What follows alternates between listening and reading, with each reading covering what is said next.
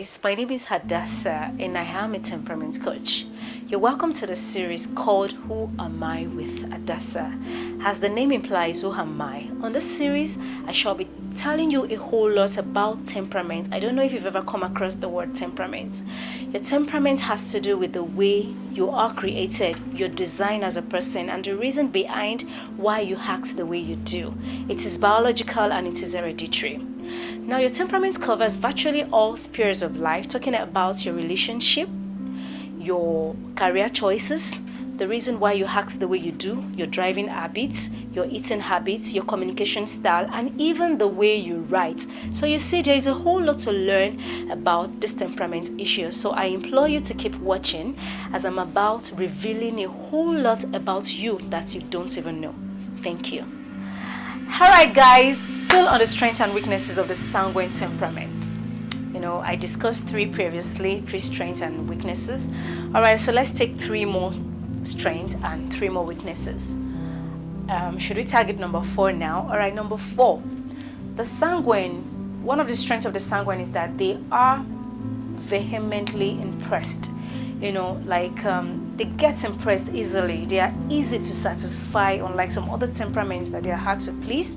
Another strength of the temperament, of the sanguine temperament, is that they are extremely talented. Oh my God, sanguines have lots of talents because they are really very creative. They like to try new things and they are very expressive. Another strength of the sanguine is that they are also talk active. So if you need somebody that is expressive, if you need someone that is eloquent, then you need a sanguine temperament to do that for you. Now to the weaknesses. Number 1, they can't stay alone. Yes, they are kind of dependent on people. They love to be around people. So when they are alone, they don't feel good. A sanguine person can be depressed by staying alone. Then another weakness is that they hardly sit in a place. You can't tell them to stay here and expect to go out and meet them there. No, they are not that kind of people. They want to move around, they want to do things around. Then the other one is that they are extremely emotional. Sanguines get overly emotional and they tend to overreach things.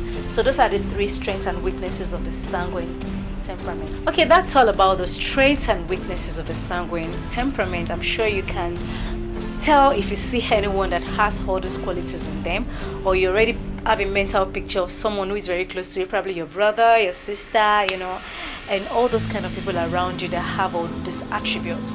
So quickly, let me dive into the choleric temperament. When you hear the choleric temperament, what comes to mind? Choleric. Choleric are this kind of people who are strict by nature. They are a no-nonsense kind of people, and I call them go-getters. Choleric are determined and disciplined kind of people. They are natural leaders. They are the kind of people who don't give up easily. When they set their heart on something, they ensure they see through it. Cholerics are natural leaders. They are domineering by nature. They like to be in charge. They'd rather lead than follow. That is the way they are created. Cholerics don't give up easily, as I mentioned earlier. When they set long-term goals for themselves, or they set their hands on any kind of project, while people tend to give up, no, they won't give up. They will make sure that they give it their best. Cholerics are, they are leaders. They are natural leaders, and anywhere you find them, they are always on top of their games. So starting from the next episode, I'll be telling us about the strengths and the weaknesses of the choleric temperament. Meanwhile, don't forget to subscribe to our YouTube channel, where you can get to know more and more about temperament and what it entails. So till then, I remain Hadassah. See you next time.